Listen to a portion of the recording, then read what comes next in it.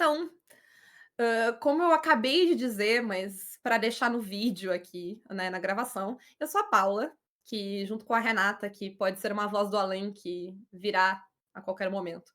Hã, eu tenho um podcast, né, o Caquitas Podcast, e eu tô aqui para falar para você sobre como sistemas podem ou não ajudar na colaboração do jogo, né.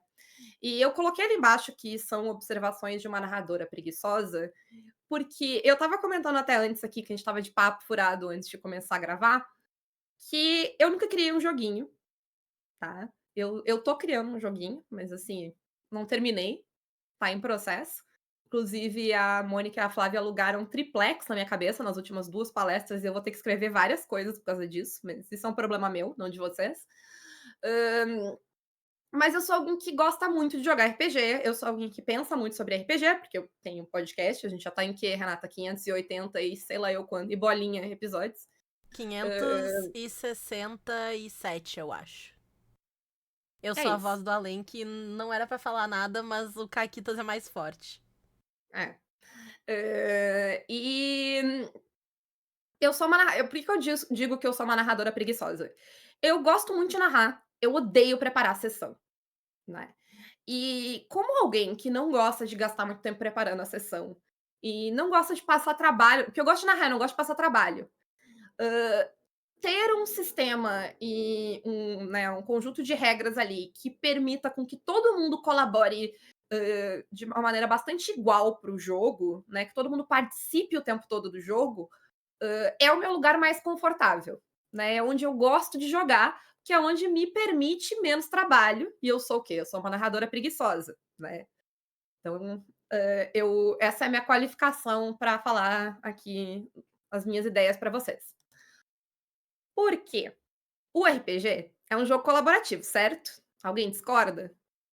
Não é o momento. Se discordarem, sinto muito, né, essa palestra parte do princípio de que o RPG é um jogo colaborativo. Eu acho que até RPG solo são colaborativos, porque tu tem que colaborar com a regra do jogo e tal, tu nunca tá sozinho ali, né. E aqui a gente vai focar em jogos, não, solos, né. E eu acho que o RPG ele é, na sua essência, um jogo de colaboração, um jogo que a gente joga junto, né, que a gente reúne as pessoas para jogar. Mas, o quanto de fato a gente joga junto? Porque eu sinto que às vezes a gente joga um jogo menos colaborativo do que ele devia ser. Que o quão comum é, é a vez da outra pessoa, eu vou ali pegar comida, eu vou ler o Blue Sky, se eu tô no online eu vou olhar para outra tela, que inclusive vou agora ver o que que tem no chat. Não tem nada, nenhuma pergunta ainda, então vamos continuar. Ou vou tirar uma soneca enquanto outra pessoa tá jogando, que não é minha vez, né. Que eu acho que é uma coisa do jeito que o RPG tradicional separa turno, quão longos são esses turnos, quão burocráticas são as coisas, a gente meio que aprendeu a jogar na minha vez. E na vez do outro, às vezes a gente nem presta atenção, né. Quem nunca jogou numa mesa em que chegou a vez da pessoa e a pessoa estava tipo: "Tá, mas o que aconteceu mesmo? Ah, mas o que que tu fez?" E a pessoa não ouviu nada. E eu acho que nessa questão de jogar sozinho, a gente acaba não jogando de forma colaborativa, que era a intenção. Tá, isso é problema do sistema? Sim, isso é problema do sistema. Olha só, veja você.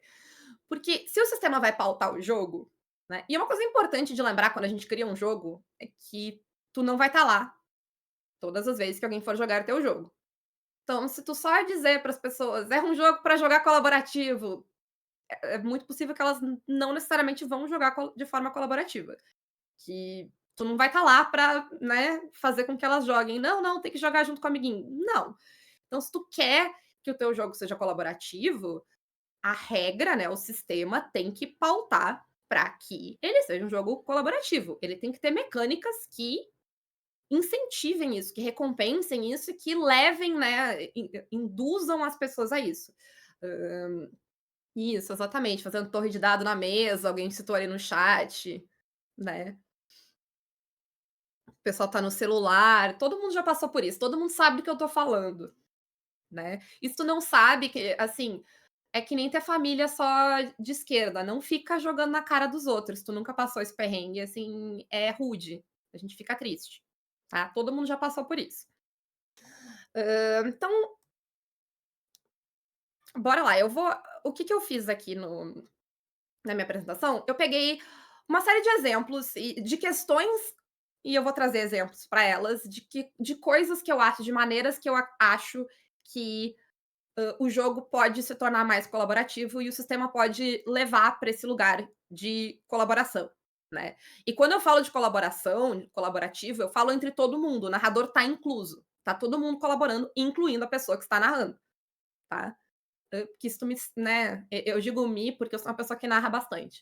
Então, se tu coloca o narrador numa categoria separada, tu já tá me dando trabalho e eu sou o quê? Eu sou uma narradora preguiçosa, eu não quero ter trabalho, tá. Então, essa colaboração ela é de todo mundo.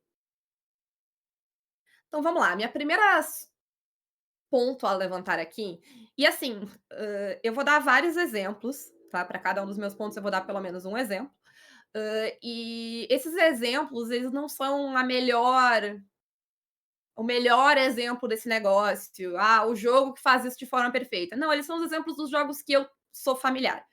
É uma escolha completamente arbitrária, baseada no meu repertório de jogo, só para mostrar para vocês de forma prática o que, que eu quero dizer com isso. Vão ter outros exemplos, vão ter outros jogos. Eu estou citando uma parte do sistema, não quer dizer que ele seja perfeito em todas as instâncias, então tenham isso em mente. Tá? Mas a primeira coisa que eu acho muito importante para um jogo ser colaborativo, e eu falo muito rápido, eu preciso me acalmar, que senão eu vou terminar em meia hora isso aqui. Hã, mas uma coisa que eu acho muito importante é que o narrador não pode estar acima das regras, tá. Porque, como narrador, se eu tô acima das regras, se eu tenho poder absoluto sobre as outras pessoas e eu decido tudo, não tem regras que pautem o meu jogo, elas pautam só o jogo das outras pessoas. Eu meio que jogo acima das regras. Eu não tenho como colaborar, porque eu não tô em posição de igualdade. Isso vai dos 2 lados, isso vai do fato de que, isso pode subir a cabeça do narrador e ele pode agir como aquele narrador que todo mundo já ouviu história ou já jogou com, que é o carrasco, que quer o TPK e tal, e não tá colaborando com ninguém. Mas também, se eu quero ser um narrador que colabora, também é ruim pra mim ter poder demais. É difícil pra mim, conseguir fazer as coisas, tendo poder demais, né. Eu sempre brinco, e quem escuta o Caquitas já me ouviu falar isso algumas vezes, que toda vez que eu tô num sistema em que eu tenho poder demais, né, que as não tem regras que pautem como eu vou jogar como narrador. Então, eu jogo como eu quiser, eu faço meio que o que eu quiser ali, né, o tempo todo, eu me sinto como se eu fosse o Superman e eu tivesse entrado numa loja de cristais de corredores muito pequenininhos. E eu sinto que eu tenho que ficar andando com né, as mãos, os braços rentes ao meu corpo e eu não posso fazer nenhum movimento brusco, eu tenho que pensar cada movimento que eu vou fazer, porque a qualquer momento eu posso quebrar tudo. E eu não gosto de jogar assim. Eu não sinto que eu consigo de fato colaborar, porque eu tô o tempo todo preocupada em como as minhas ações vão afetar os outros, porque elas não estão dentro das mesmas regras que as outras pessoas, né. Então, o que eu quero abolir? Eu quero abolir, toda vez que o sistema diz: "O narrador decide". "Ah, isso aí tu vê o narrador vê se pode ou não".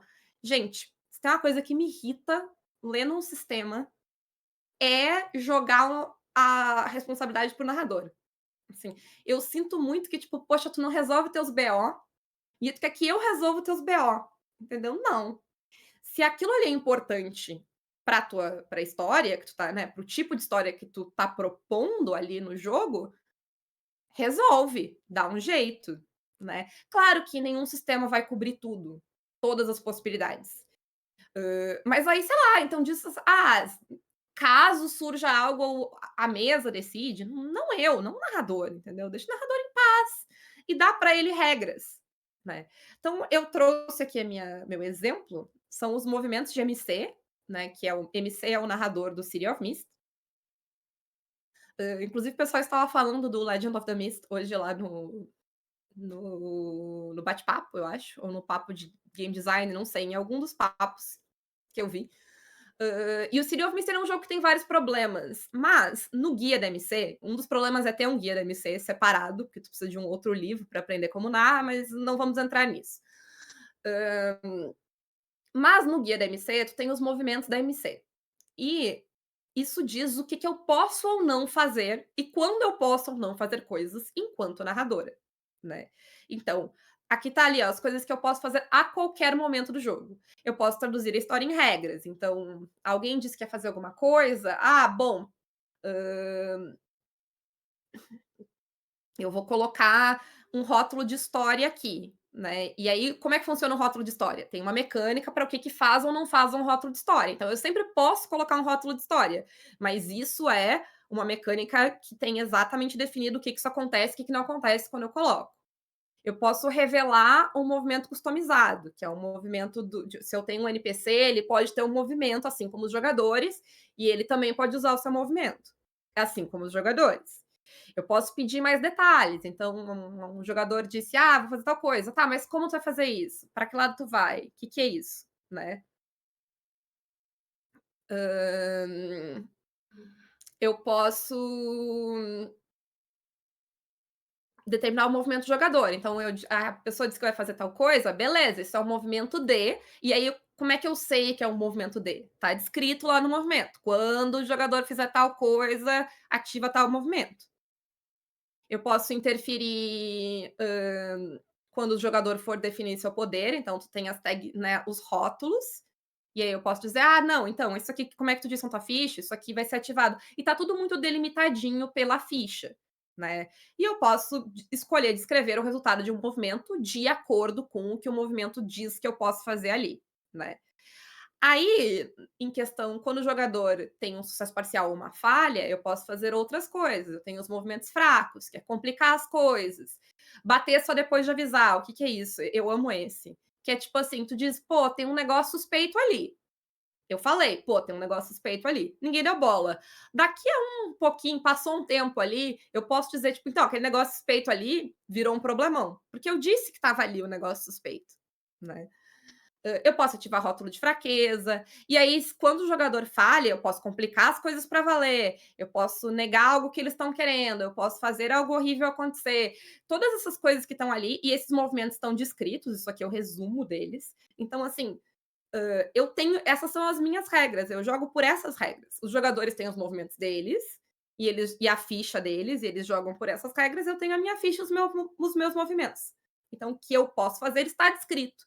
E existe uma igualdade ali, né, nisso. A gente consegue jogar junto porque a gente tem regras, todo mundo. Tá, a outra coisa é que o improviso tem que ser fácil. Hã, porque assim, se a gente quer ter uma flexibilidade de que todo mundo pode dar ideias, né, os jogadores, o narrador, todo mundo pode dar ideia e contribuir para a história, fica meio difícil quando eu preciso de 5, 6 horas de preparação, 1 hora de preparação que seja, meia hora de preparação que seja, para fazer um negócio. Que eu não vou conseguir improvisar, né. E além disso, eu sinto pessoalmente, assim, na minha observação, que quanto mais tempo eu investir preparando um negócio, mais difícil eu aceitar o improviso, né. Porque se eu passei horas montando uma dungeon e o jogador diz: "Não vou entrar porque eu não quero", é uma afronta. Né. Então eu acho que, tipo, vou resolver isso de uma forma ou sei lá, eu montei um monstro, e aí o jogador resolve que vai, tipo, na lábia, subornar o monstro, em vez de enfrentar todas as mecânicas, as questões de combate que eu coloquei ali, vai ser frustrante. E eu não vou querer aceitar. Eu ouço muito o pessoal falar, tipo: "Não, se o jogador dá uma ideia mais legal, eu aceito a ideia do jogador". Mas quando tu tá há muito tempo com a tua ideia, é muito difícil tu achar a ideia nova mais legal. Porque tu tá apegado àquela ideia. Tu tá quantas semanas tu tá pensando nela, quantas horas tu passou montando aquele negócio. Então eu acho que, tipo, o sistema facilitar o improviso e simplificar a preparação ajuda muito, né. E aí eu tenho 2 exemplos aqui, um é o Dungeon World, que é o exemplo tá aí há mais tempo, que eu acho que muita gente vai conhecer, mas assim, quando tu vai montar uma criatura no Dungeon World, uma cidade e tal, é muito simples e muito colaborativo também. Mas eu principalmente pegando a criação de, tipo, criatura, de monstro ali, tu vai respondendo umas perguntas e bem rapidinho tu monta, porque respondendo as perguntas tu vai dando a estatística. Então, é algo que ataca em grupo ou é algo que é um monstro só? Aí, então se é um monstro só, vai ter mais vida, vai ter mais dano, se é vários monstros, vai ter menos. E ele vai te dizendo ali o que o dado que tu tem, a quantidade de ponto de vida, e aí tu vai respondendo, assim, 15 minutos tu monta um negócio, 10 minutos, quanto mais prática tu tem, menos tempo ainda tu vai fazer, né, porque tu vai decorando como é que funciona.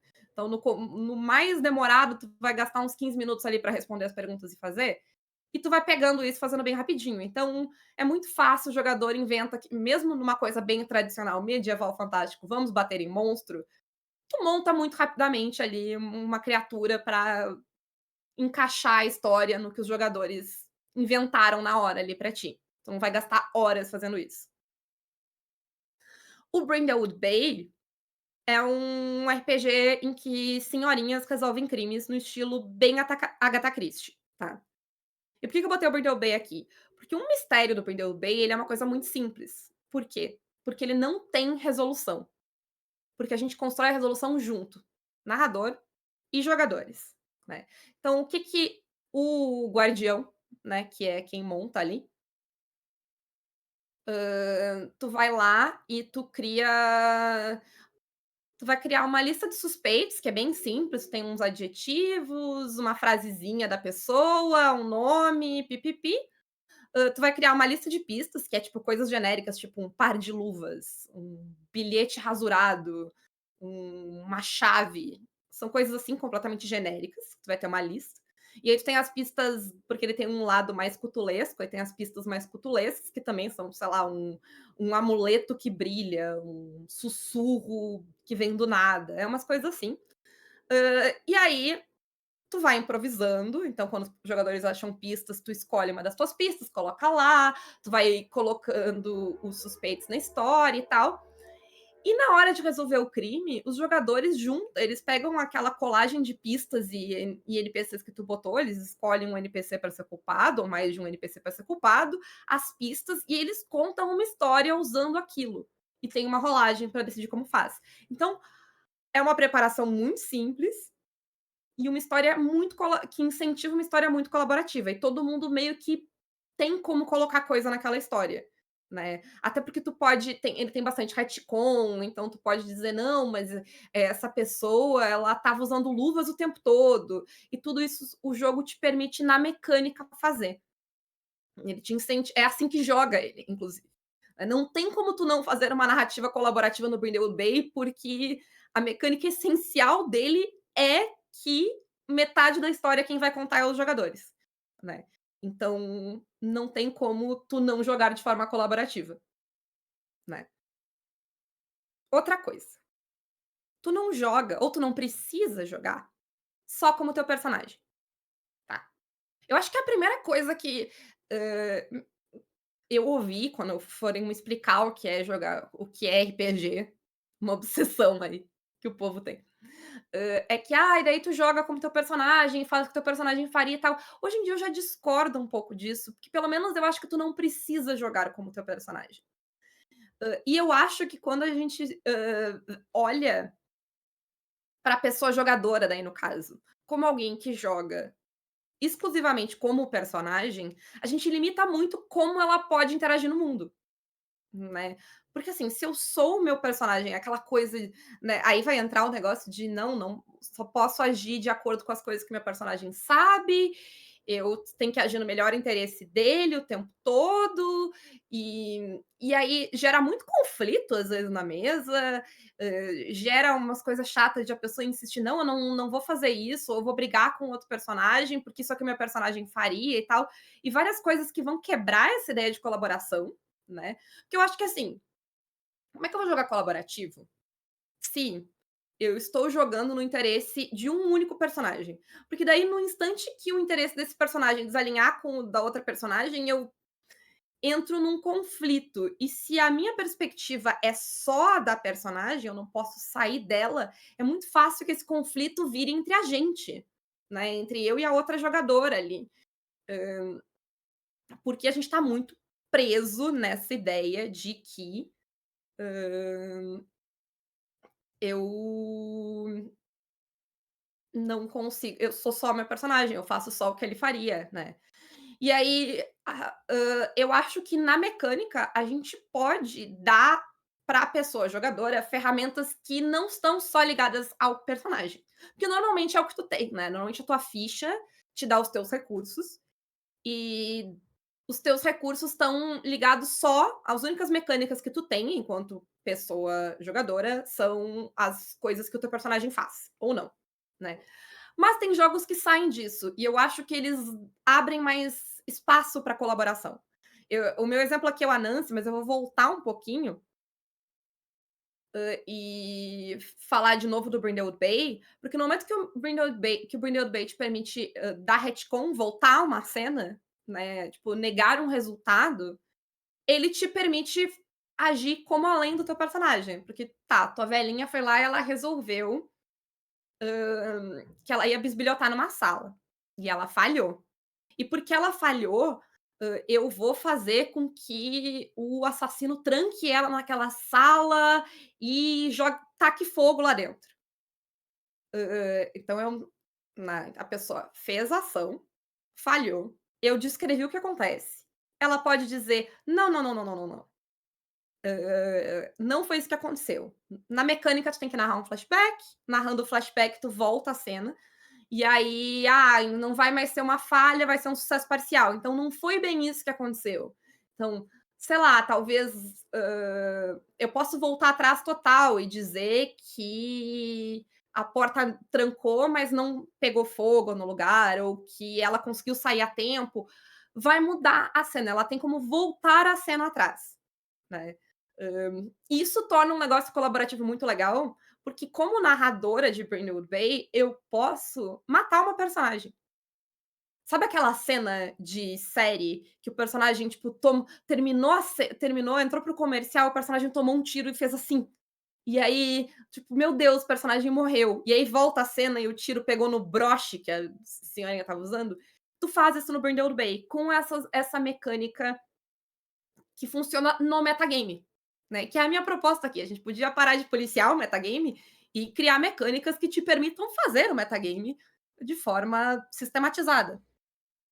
Isso é bem uma mentalidade de eu sou o protagonista e é tudo sobre mim, sou o centro do mundo.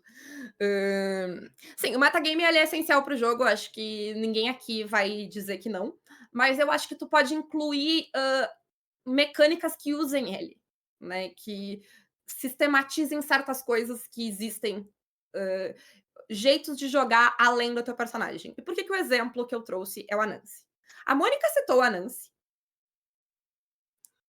que é esse RPG de musical. Então o Anansi ele é diferentão de várias formas, tá. Ele é um RPG de musical, ele tem esse dado lindo que é uma estrela, que tá ali em cima na foto, vocês podem ver. Hã, e tu tem teu personagem, quando tu joga o Anansi, tá, todo mundo tem seu personagem, o seu personagem ele tem algumas coisas que definem ele, mas o papel que tu e o teu personagem, e eu falei tu e o teu personagem, tu o jogador e o teu personagem vão exercer na história, não é fixo, né. Então ali vocês podem olhar na imagem tem os personagens, os papéis, que é o herói, o bad boy, a vilã, a heroína, a comediante, o underdog e a melhor amiga. Que são, arquétipos de teatro musical, como ele é RPG de teatro musical, tarará. E aí, eu vou cantar para assumir um papel, então se eu tenho uma música que é a minha música de comediante, se eu cantar a minha música de comediante, eu pego o papel da comediante, tá. E aí eu vou o papel da comediante, ele vai dizer formas com que eu posso interferir na narrativa.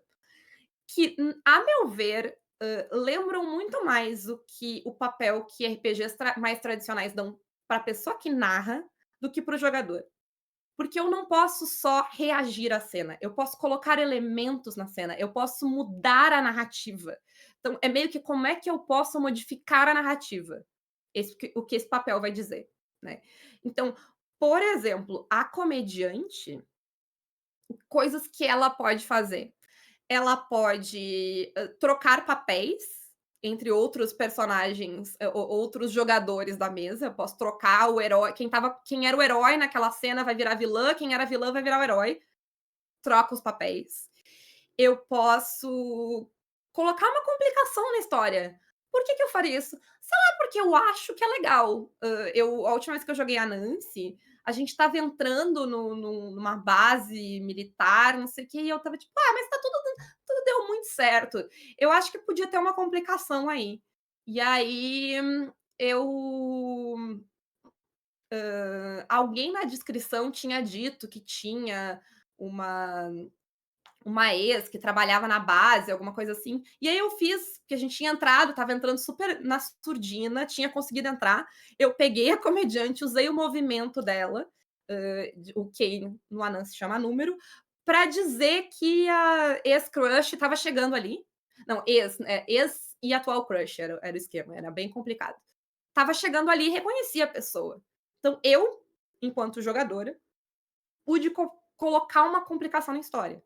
E cada um dos papéis, eles têm a área, que é o superpoder deles, que é algo que pode ser usado só uma vez por sessão e que faz algo bem grande, e o da comediante é um plot twist. Então enquanto jogadora, posso fazer um plot twist na história, se eu pegar o papel da comediante e usar. Claro que vai rolar, e dependendo, né, o dado vai de 1 a 5, então dependendo do número que eu tirar, vai ser o grau que isso vai afetar, como isso vai afetar. E eu posso fazer isso. Então eu não tô jogando confinada à minha personagem, eu não interajo com a história só da perspectiva da minha personagem.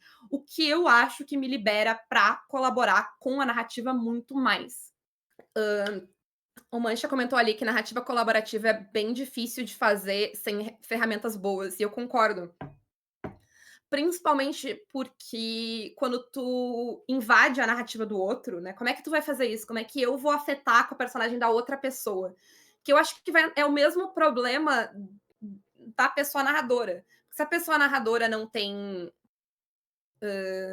delimitado, né, quais são os recursos, como ela pode interferir, com a narrativa dos outros, fica muito difícil ela ter uma narrativa igual. E aqui é meio que a mesma coisa. Como é que eu vou interferir com a narrativa de outra pessoa jogadora se eu não tenho regras que pautem isso, né? Isso fica uma coisa muito complicada. Por isso que precisa ter mecânica para te pautar essas coisas, né? É, exato. E eu acho que, tipo, é engraçado, porque às vezes esses limites, eles te libertam. Porque teoricamente pensando, quando tu não tinha limites, tu podia fazer o que tu quisesse. Mas aí a gente às vezes não faz, justamente porque como não tá definido os limites, é mais difícil de fazer, né. Então, é engraçado que, jogos como a Nancy, o Fiasco faz isso um pouco também, inclusive a gente teve dificuldade a primeira eu quero jogar de novo, porque eu acho que agora eu entendi como eu posso interferir com a narrativa do outro, e eu tenho mais segurança nisso. Mas eu acho que quando tu tem essas ferramentas, tu consegue de forma melhor, cruzar esses lugares, né, e entrar na narrativa do outro e fazer coisas, porque, eu não tô fazendo o que eu quero, eu tô fazendo o que o jogo permite, né.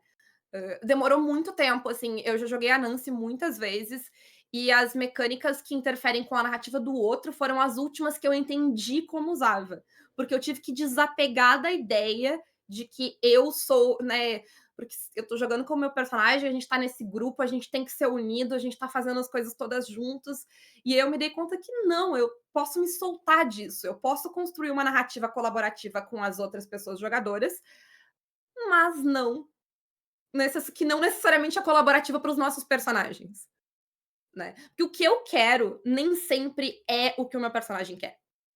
E é muito mais legal, eu tenho muito mais opções para fazer quando o sistema me permite separar essas 2 coisas, né. O que eu quero pra história e o que que o meu personagem quer pra história. Eu chamei meu podcast, né, eu e a Renata, a gente chamou nosso podcast de Caquita, que é, tipo, muitas vezes a hora que deu tudo errado pro teu personagem. Que às vezes, por mais que tu tenha ideias boas, é muito legal quando teu personagem se ferra, né. Então eu acho que tem isso. Hã, o Lucas comentou aqui no chat que alguns jogos da Universo Simulado utilizam um esquema parecido de narrativa colaborativa, que tem ferramentas interessantes como palavras-chaves e recompensa por lidar com adversidades. Então eles, tipo, dão mais recompensas se os desafios e não dão mais recompensa se forem desafios e não vantagens de metagame. Então, tipo, eu imagino que seja na ideia de tu colocar problemas pra ti mesmo. Eu gosto muito de sistemas que me permitem complicar minha própria vida. Que eu não quero sempre ajudar, às vezes eu quero atrapalhar, veja bem, né.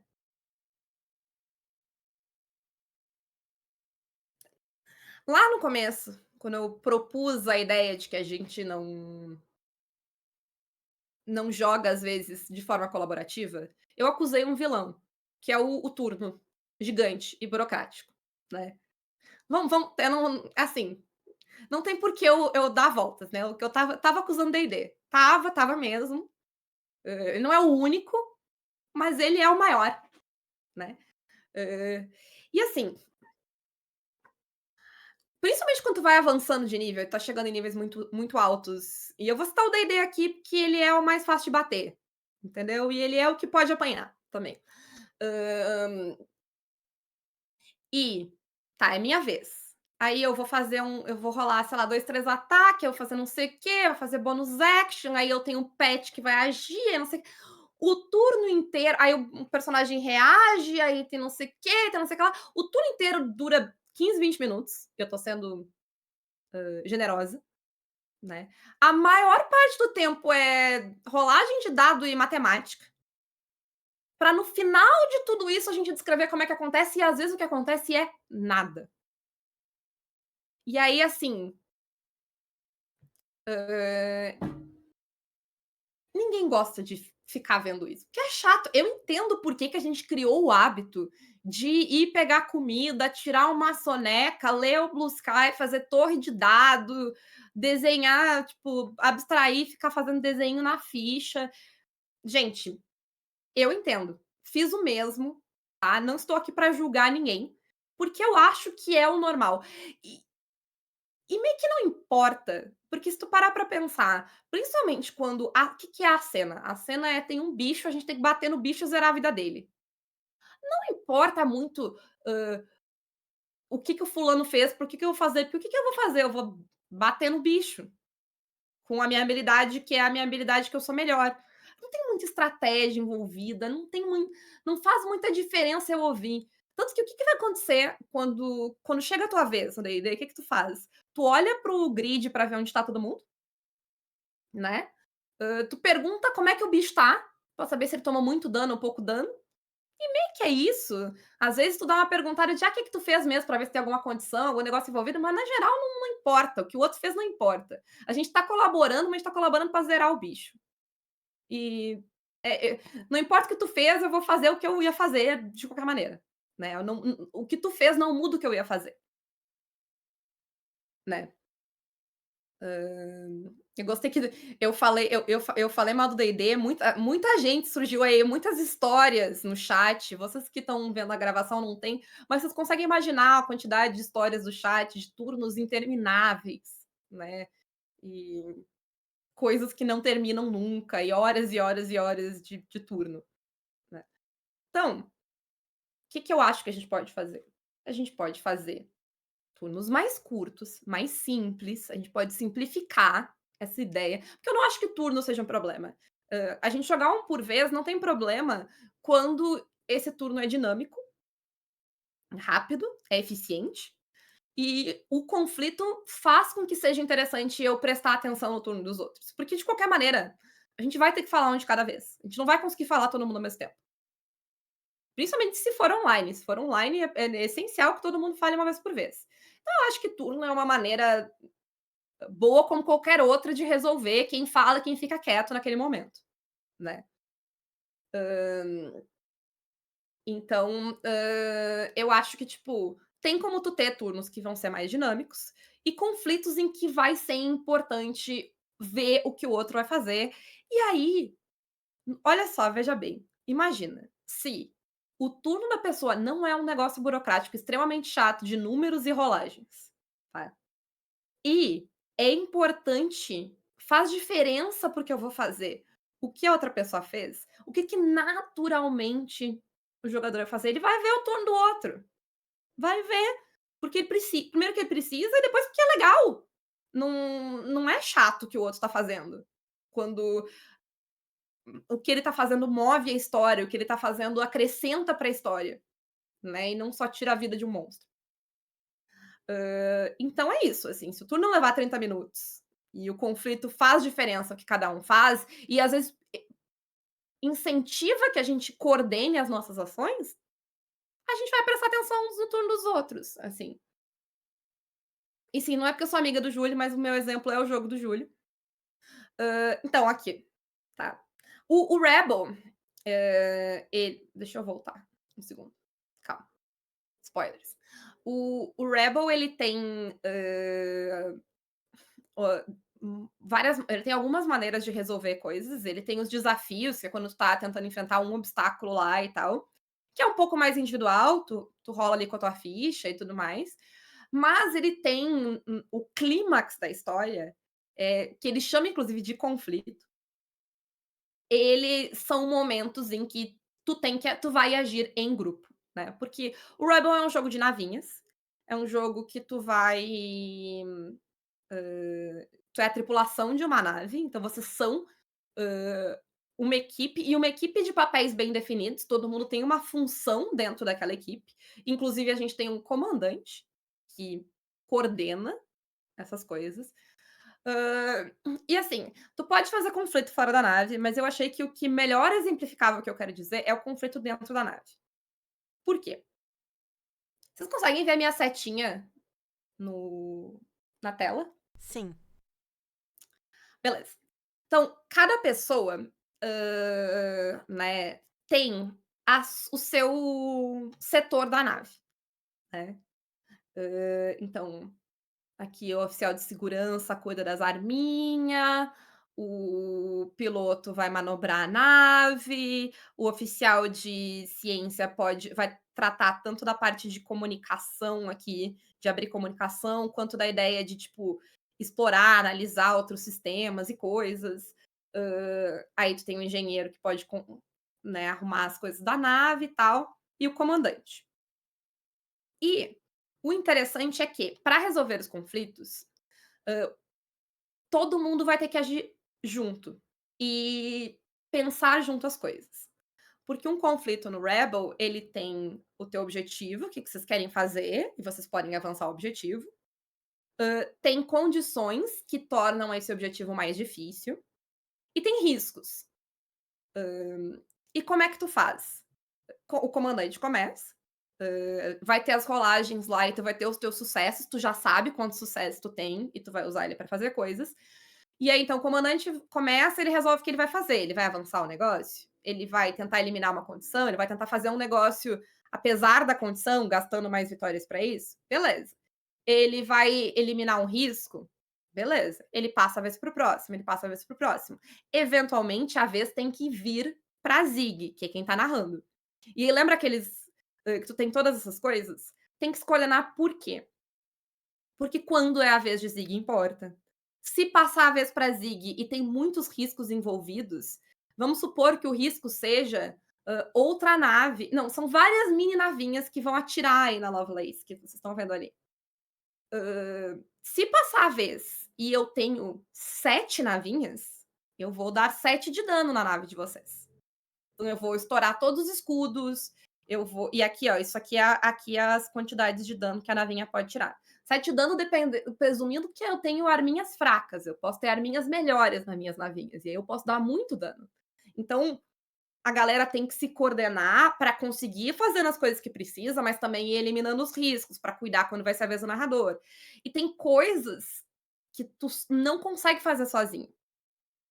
Por exemplo, tu quer fazer aquela coisa de ficção científica que é tipo saltar para, né, sei lá, o hiperespaço do Star Wars, saltar de Battlestar Galáctica, ou o Drop Graviton do Rebel, que é aquela coisa de viajar muito rápido para grandes distâncias, né. Então vamos supor que vocês estão tentando fugir das navinhas. Então, ó, a cena é: vocês estão ali, vocês estão tentando fugir das navinhas, beleza? E um jeito bom de fazer isso é saltar para longe daqui. Ótimo, né? Só que, para saltar para longe daqui, quem tá aqui, hum, o cientista vai ter que navegar, porque para saltar tem que saber para onde tá indo. Senão tu pode parar no meio de um sol, e aí o que que vai acontecer contigo? Nada de bom, né. Então tu precisa aqui, e aí quem tá na posição de piloto vai usar o drop gravitão. Mas, uma coisa que pode ter, além dos riscos e das condições, são segredos. Podem ter coisas ocultas na cena, problemas que tu ainda não sabe que existe.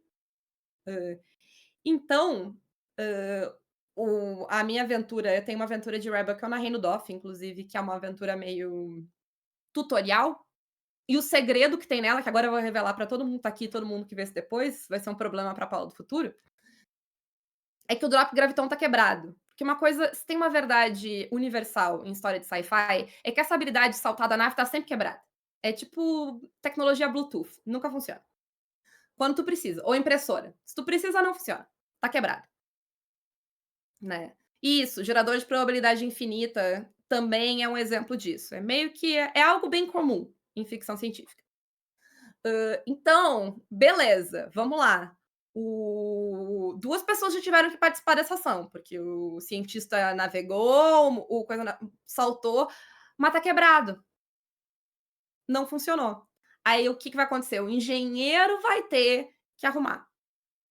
Então 3 pessoas precisam para uma ação, as pessoas precisam prestar atenção no que as outras estão fazendo, e agir em conjunto, e a ordem com que elas agem importa, então tu tem que prestar atenção para passar o turno.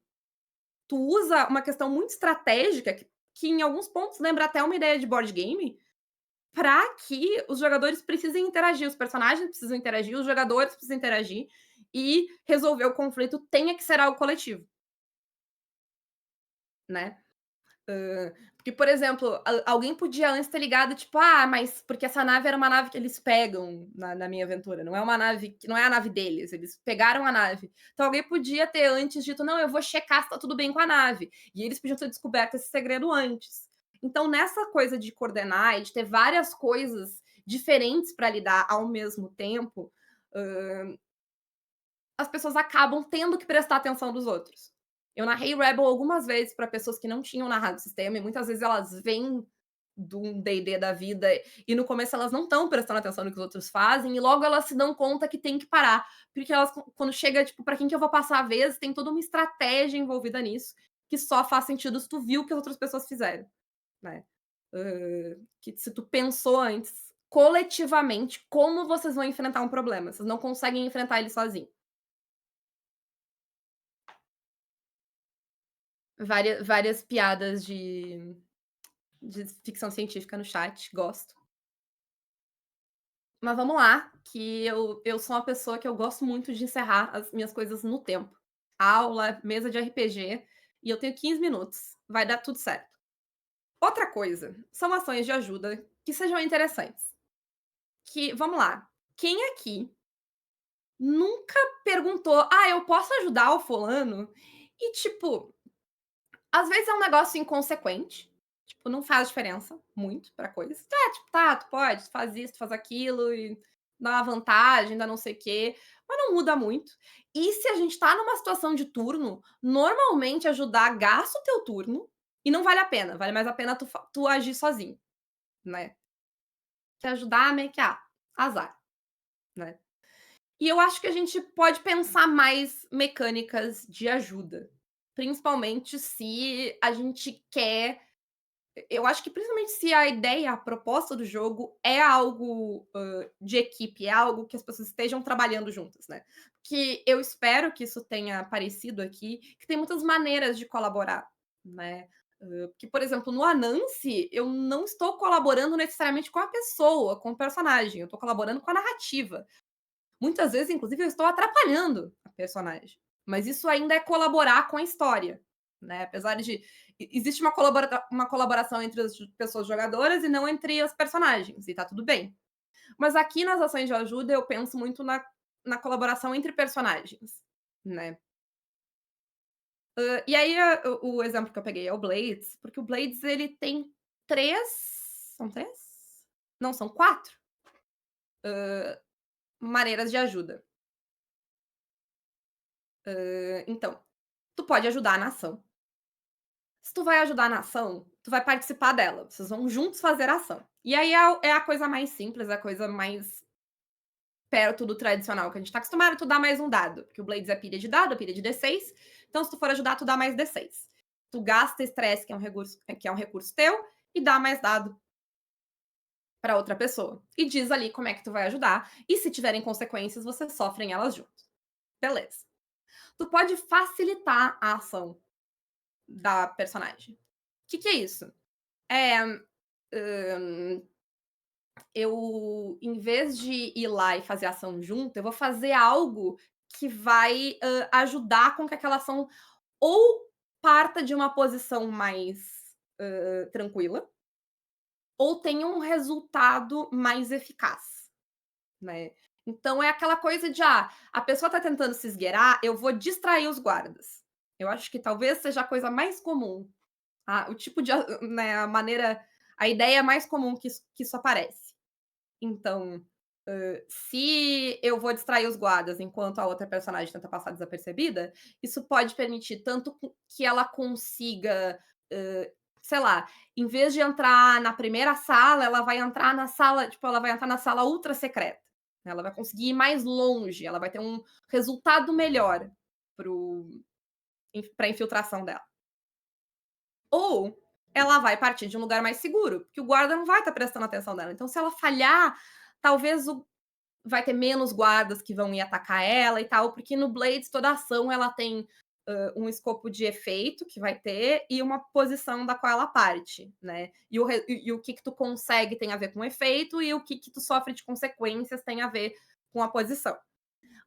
Então, no facilitar, eu faço uma ação, então vai ser uma rolagem, e o resultado, de acordo com o resultado da minha ação, eu posso ou melhorar a situação, da ação da outra pessoa ou o resultado dela depois.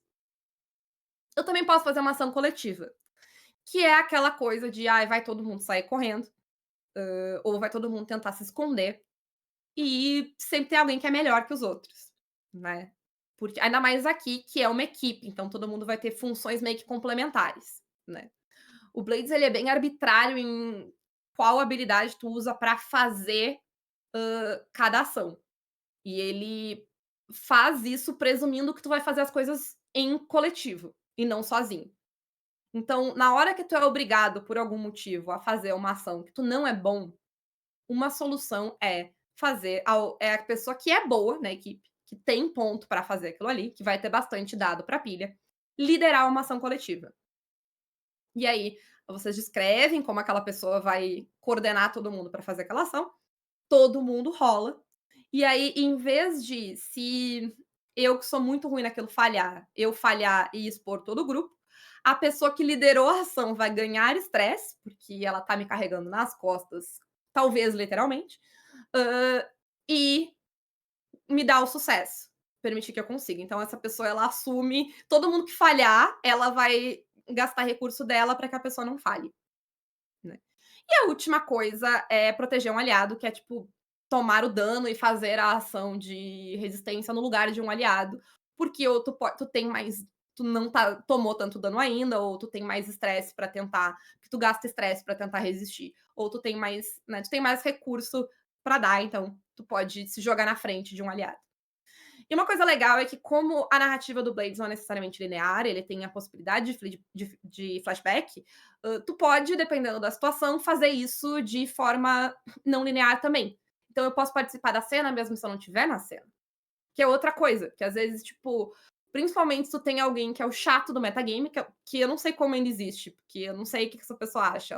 Ela entra numa imersão plena, e esquece que o mundo ao redor dela existe. Não sei, eu de fato não sei como ela existe, não sei como funciona, não entendo. Mas, eu gosto da ideia de poder participar da cena mesmo sem estar na cena, né. Tararararara. E eu, acho que era isso. O que eu tinha era isso. Nós temos 8 minutos, então eu vou parar aqui a transmissão e abrir para perguntas, dúvidas, comentários. Eu tenho um orgulho muito grande que é terminar as coisas no horário, é uma coisa muito importante para mim. Então, eu precisava manter a minha fama, né, meu se eu isso seria certamente, tipo, sei lá, um aspecto da minha personagem, um rótulo, é alguma coisa que é importante pra mim, terminar no horário. Mas se vocês têm perguntas, sugestões, dúvidas, críticas, comentários, fiquem à vontade. Posso estragar o que o Ford tá dizendo ali no chat, que tu ouviu um Caquitas no universo que a Renata não existe e existia aqui? Por favor. Então, né? Porque eu acho que foram vários exemplos muito bons do porquê que a gente tem que pensar o game design em alguns vieses diferentes do que as grandes empresas e o que a gente considera mainstream está fazendo. Então, pra gente divergir do que é o D&D, o que é o Mundo das Trevas, o que são todas essas coisas, e entrar numa ideia de design pensando essas coisas, porque tu trouxe o Anansi, por exemplo, que coloca de ponta cabeça o que muita gente pensa que é o jogar com o seu personagem, e tu joga trocando de papel, tu joga criando, interferindo diretamente na cena de um jeito muito macro, né? Então eu acho que foram ótimos exemplos para todo mundo que for criar jogo pensar fora da caixa, porque a última coisa que a gente quer na Comuna Jam é reproduzir o status quo, né? A gente não quer reproduzir o status quo, a gente não quer criar o 64º D&D que alguém escreveu esse ano. Né? A gente quer uma coisa nova. Então, pensar em como subverter essas coisas foram ótimos exemplos para isso. Eu, se fosse vocês assistindo a palestra, me atentaria a estes aspectos. Sim. O Mancha diz ali: "Quero saber de opinião pessoal, jogos que te causam estranheza por algo diferente e hoje você ama". Então, eu acho que quase todos os jogos existe um momento da minha trajetória enquanto pessoa que joga RPG, que todos os jogos que eu citei hoje me causariam estranheza, né, porque eu não tinha referência pra pegar eles. Então, sei lá, o Dungeon World ele entrou nessa lista, porque ele foi o primeiro jogo que me fez, tipo, ver que eu não precisava preparar nada, eu podia só lá, vamos ver o que acontece. Vamos ver pra onde isso vai, né. E aí tu tem um jogo como o Anansi, que é uma coisa que eu não falei, mas o Anansi não te permite preparar uma aventura. Não tem como preparar uma aventura de Anansi, porque o Anansi, a primeira coisa é que a gente decide junto onde a gente tá, o que tá acontecendo, que história é essa. Então não tem como a pessoa chegar com uma aventura preparada antes, não é a proposta do jogo. Ele é um jogo feito para que não haja preparação, né. E eu acho que, tipo, enfim, eu tive esse estranhamento com o Dungeon World, eu tive esse estranhamento com o Sétimo Mar, foi um jogo que demorou pra gente entender certas coisas, porque teve que quebrar a ideia de teste, né, de: "Ah, eu faço um teste, eu resolvo o negócio, eu faço um teste, eu resolvo o negócio". Aí, tipo, como assim eu jogo uma cena inteira? Foram várias coisas que foram estranhas, mas hoje em dia eu fico triste quando eu leio um RPG e ele não me causa esse estranhamento. Eu fico tipo: "Ah, tá, eu sei como isso funciona. Hum". Tá bom, tá bom. Eu gosto muito de coisas esquisitas, assim, me traz felicidade. Mas eu acho que a última coisa que foi muito difícil pra mim, o último hábito que eu tive que quebrar, é essa ideia de interferir na narrativa do outro. A Rai tá aí no chat pra não me deixar mentir, que foi muito difícil usar certos papéis dentro do Anansi. justamente por causa disso, porque eu não via mas por que que eu vou pegar a vilã e amaldiçoar uma das outras pessoas da mesa? Por que que eu faria isso? E hoje em dia eu penso: "Por que não? Vou amaldiçoar todo mundo", inclusive. Tarararã, deixa eu ver o que que se temos coisas e perguntas. A Rena está para quem não está vendo o chat, porque está vendo na gravação, está surgindo um calabouços e caranguejos, que aparentemente é sobre seu siriquejo, e entendeu? É um RPG de Bob Esponja da perspectiva do seu siriquejo, então incrível. É, a Rai tá comentando ali que em outros grupos as pessoas queriam zoar o outro imediatamente, então tem muitos modos de jogar, né. E eu acho que sim, eu acho que a gente tem muitos modos de jogar, e a ideia do sistema é ele nos se é o interesse do sistema que a gente joga de um jeito que talvez não seja o nosso, de dar aquele empurrãozinho, né.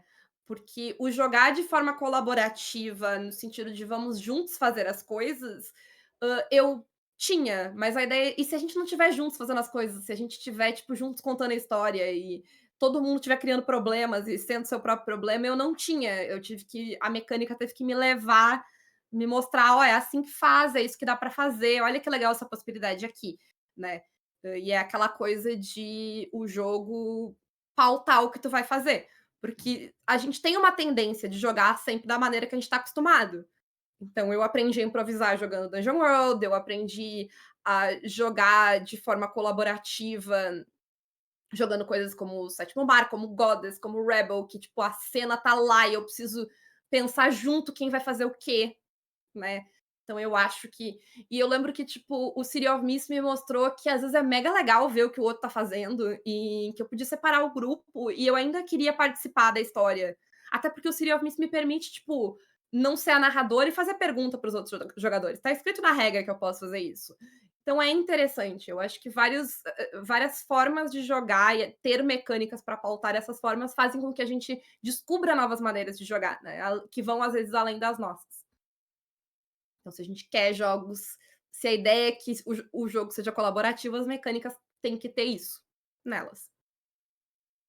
O pessoal tá falando do. Então, a noiva do Barba Azul eu já ouvi falar. Eu sei que tu controla.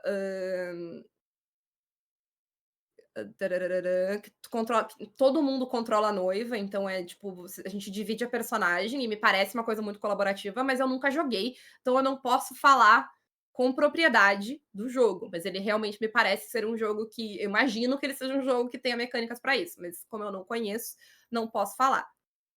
É, o pessoal tá falando de Everybody's John ali, vários outros jogos que tu tem essa coisa de compartilhar personagem, às vezes de ter um grupo, né, de compartilhar uma ficha. Porque, por exemplo, no Rebel tu não compartilha um personagem, mas tu tem uma ficha que é a nave que é de todo mundo. No Blades também, tu tem a ficha do bando. Então tem várias maneiras de fazer isso, né, de ir pra colaboração.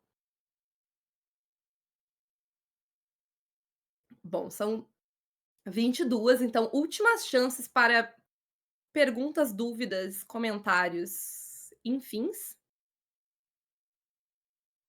Senão vamos encerrar na hora, né, Renata? Isso aí. Afinal de contas, essa é a minha promessa. Queremos aula extra. Hoje não, não vai, talvez um dia no futuro, a gente possa ter mais. Agradeçam as outras, hã, organizadoras desse evento que me empurraram, porque eu estava tipo: "Não, gente, eu não tenho nada pra falar, mas tô aqui". A Rai também que tá aí no chat também foi outra pessoa que disse: "Não, tu tem sim, então obrigada, estamos aí". E que bom que botou minhoquinhas na cabeça de vocês, era isso que eu queria. Saio feliz. Se vocês estão aí com minhoquinhas na cabeça.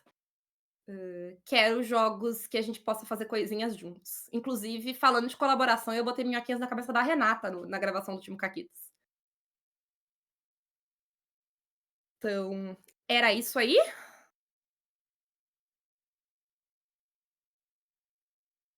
Acho que deu, Rê. Acho que estamos bem. Então dá teu tchau aí. Então, tchau, né? É isso, como eu falei ali, se quiserem me ouvir falar mais de RPG, eu tô no Blue Sky falando de RPG, é o único lugar que eu falo de RPG. E eu tô no Caquitas 2 vezes por semana com a Renata falando de RPG. Por 560 eu já esqueci, né, episódios. Então, eu tenho um problema, eu não tô lidando com ele, eu tô, pelo contrário, incentivando, criando esse negócio de jam e não falar mais de RPG. Mas vamos lá, né, é isso aí. Beijos. Ah, o Fora já falou ali, ó: "Ih, acabou Caquitas", então acabou a palestra.